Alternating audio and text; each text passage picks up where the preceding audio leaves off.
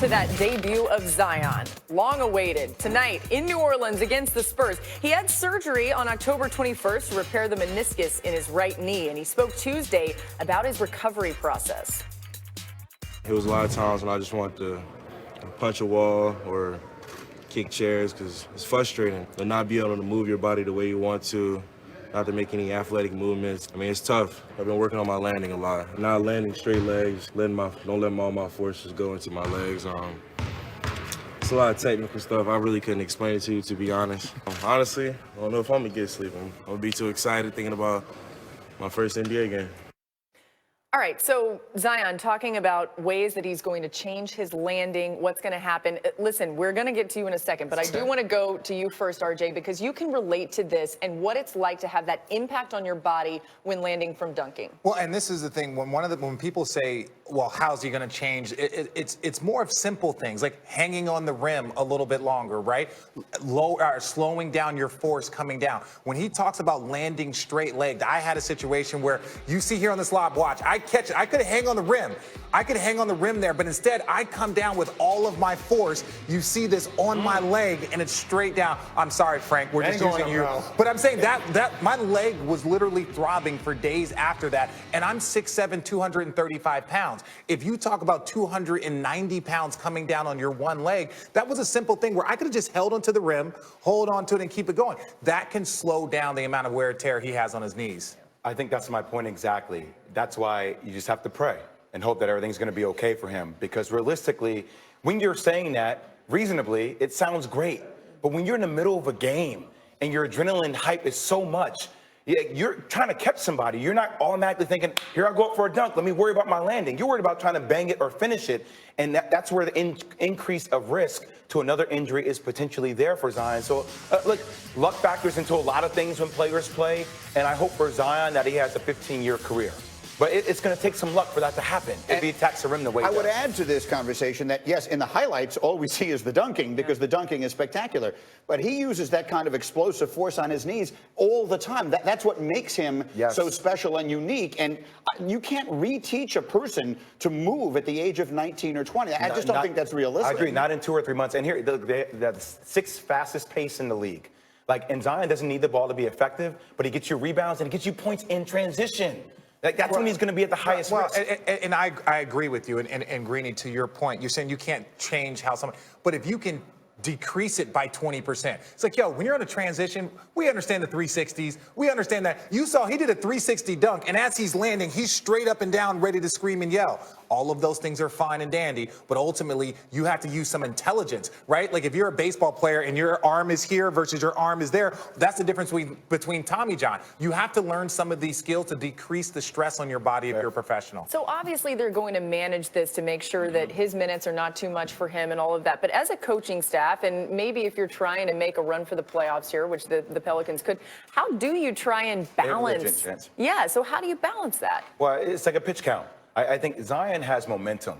A lot of people forget about that, just the momentum that he brings to the table. Drew Holiday is back. He's playing at a great level. Lonzo Ball is playing the best basketball of his career. Brandon Ingram is an all-star level right now. So if you get the energy of Zion, that will give them a chance. Why were you shaking your head, RJ? I'm shaking my head because this is not the individual that you want to push to try and make the postseason. Yeah. If he's going to play you 15 minutes, 20 minutes a night, just to allow his body to acclimate to the rigors of the NBA, that's fine. But I'm not pushing him one more minute to try and make the postseason. Just get a pick. He's 19 years old. That might be all you need, though, RJ.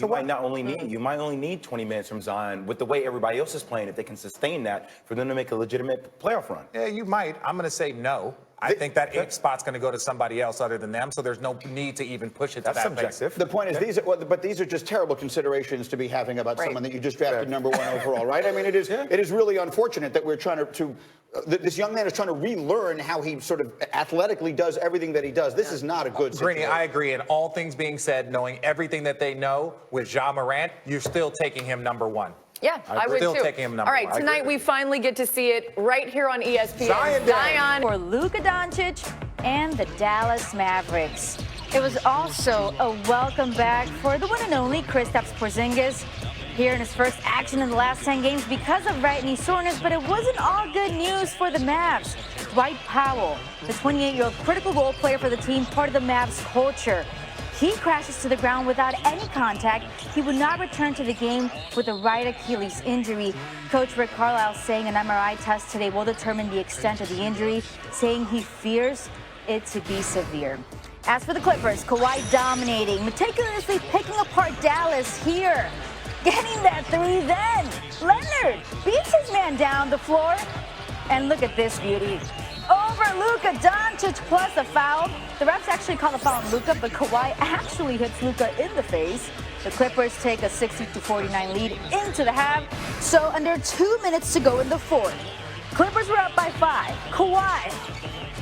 Jab steps, Max Kleber then hits the three. Come on, his 6th straight game with at least 30 points. He was showing some emotion because he was saying that when you play against Luka Doncic and the Mavericks, it is actually fun. 1:15 to go, Dallas down 8. Luka, hey!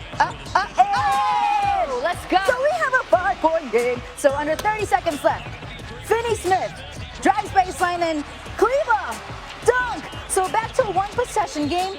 24 seconds left.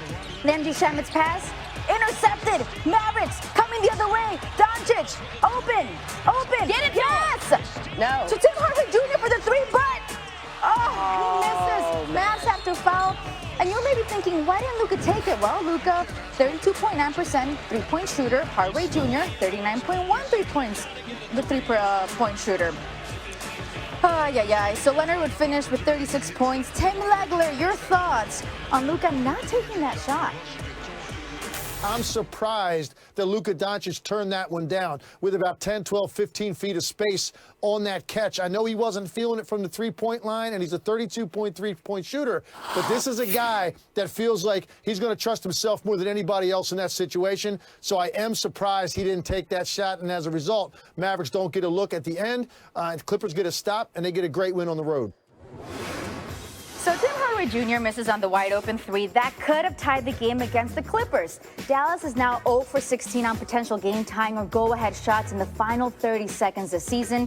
The only team without a make. Doncic, who passed up the potential shot in favor of Hardaway Jr., is 0 for 6 on those shots this season. The most misses without a make by any player. But let's hear from Luka on that play. Rick said in that play where he swung the ball to Hardaway, despite he obviously having a good look, he felt like that was the right decision. Your thoughts on that play? 100% right decision. It's a team coming together. We've won 8 out of 10 games. Like Lou said in the interview after the game, this team, you can just feel us. We're not there yet, but you can feel us all getting comfortable in our skin and what we should do. And it's fun to watch them come together. Back to Kawhi because he accounted for 12 of the Clippers' 18 points in clutch time against the Mavs, scoring 9 and assisting on 3 to continue his streak of 30-point games to 6, which ties a career long. And the Claw got it done with his bread and butter. All 3 of Kawhi's clutch time field goals were contested pull-up jumpers. Elle? Thanks, Tony. So, you have like a favorite TV show, right? One that you binge watch, you maybe message board about it, anonymously, of course. But you love it because the show gives it all to you. The thrills, the chills, great performances, and an incredible plot line. And after only 1 season, you are hooked. So what do, right? You look up your phone and you Google, when is season 2 coming out? And it's like, oh God, another year? Yikes. That's kind of how this whole Zion Williamson thing has turned out, right? But alas, the wait is over. And the season premiere could not come any sooner, at least for the guy who spent months on the mend. I think the rehab workouts, they're long and strenuous. It was a lot of times when I just wanted to punch a wall or kick chairs because it's frustrating to not be able to move your body the way you want to, not to make any athletic movements, especially since I'm 19 and I haven't even played my first NBA game. So it was tough, but I battled through it. If y'all saw me meditating on the sidelines during games, it's been very difficult, but it's finally here. I finally get to go back out there. So let's go by the numbers on Zion's preseason because it was nasty. First is 23.3. He averaged 23.3 points a game this preseason. That was the most by a rookie in the last 20 years.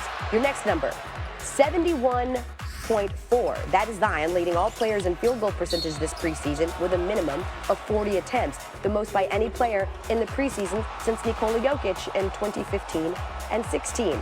The next number is 1, as in first. Zion became the first player in the last 23 seasons to average at least 20 points per game on 70% shooting. And I've got one more number for you.